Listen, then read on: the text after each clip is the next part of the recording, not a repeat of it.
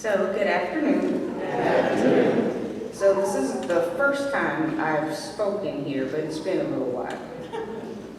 So, most of you probably know who I am. Some of you probably don't. So, like Charles mentioned, I was literally born into my membership here at Grace, since my mother was a member before I came into existence. So, I recently turned 50. Which has been interesting.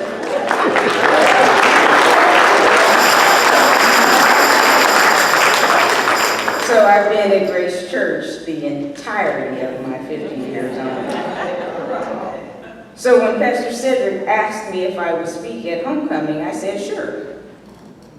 So imagine my surprise when I later discovered that I wasn't the first person in my family that he'd asked.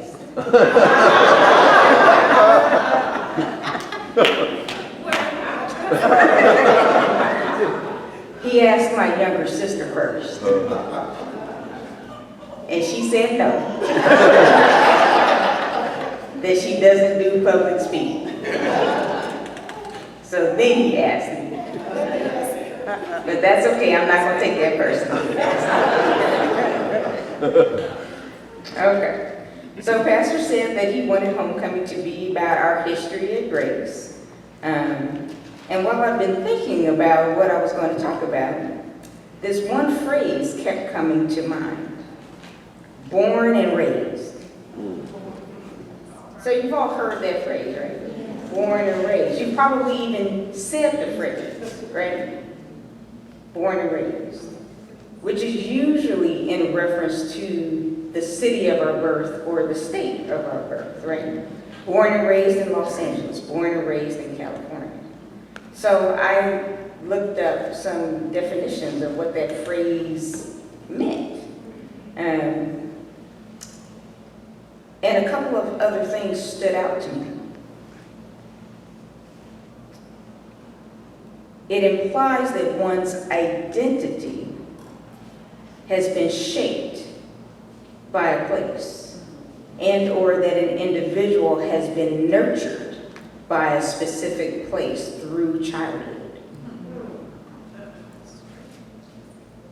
So that said, I was definitely nurtured and shaped by Grace United Methodist Church.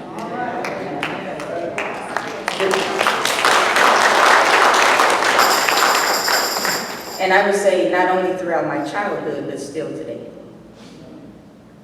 So some of my earliest memories are of Sunday school.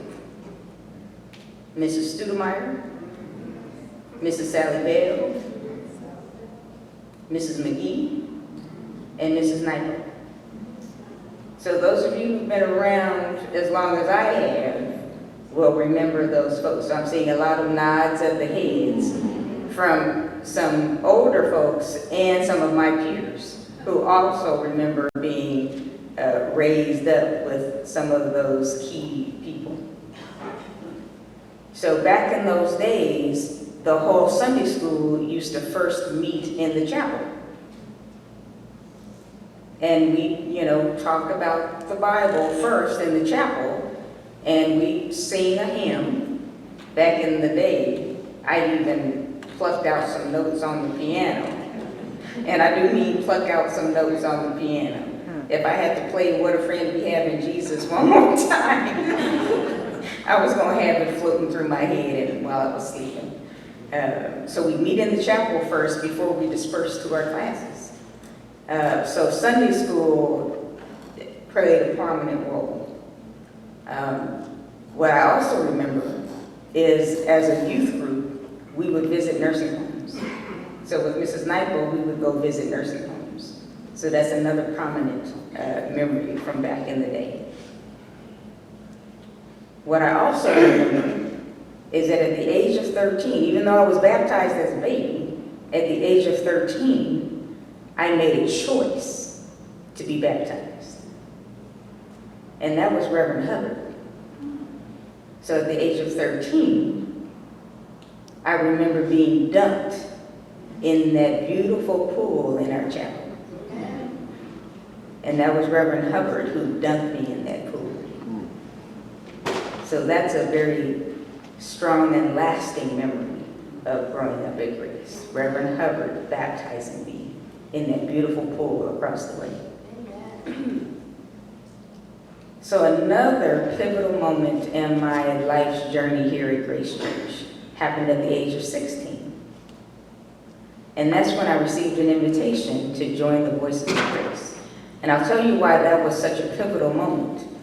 Because this was back in the Verlin Walker days of VOG. And back in those days, you needed to be 18 to be a member of the Voices of Grace. So it was pretty unusual for a 16-year-old to be invited to become a member of the Voices of Grace.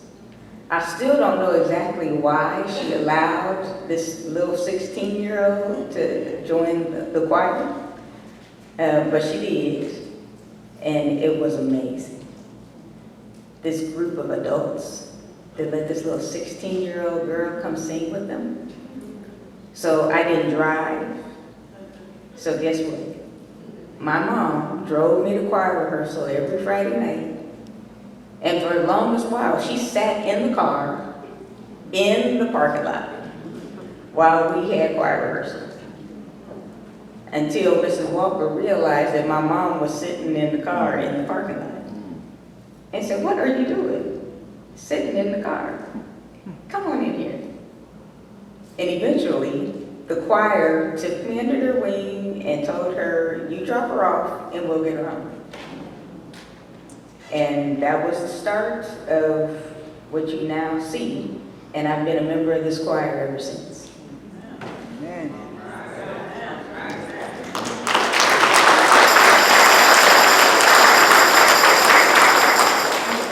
So now here's what's interesting.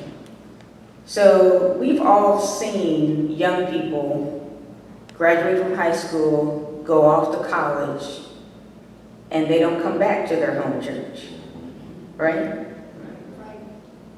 So Grace has always been my church, and I've always returned. So vacations from college, I've always come back. I've even come back and sang in VOG's concerts.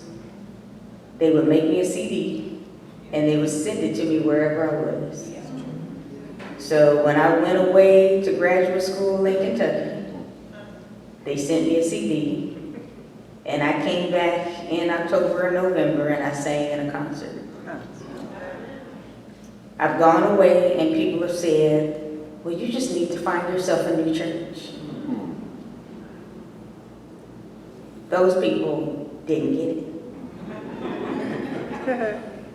Oh, just find yourself a new church. Grace is my church, my home, where I grew up, where I was born and raised. Not that easy to just find yourself a new church. Grace is my home, Grace is my church. It's always going to be my church. I'm not finding a new church.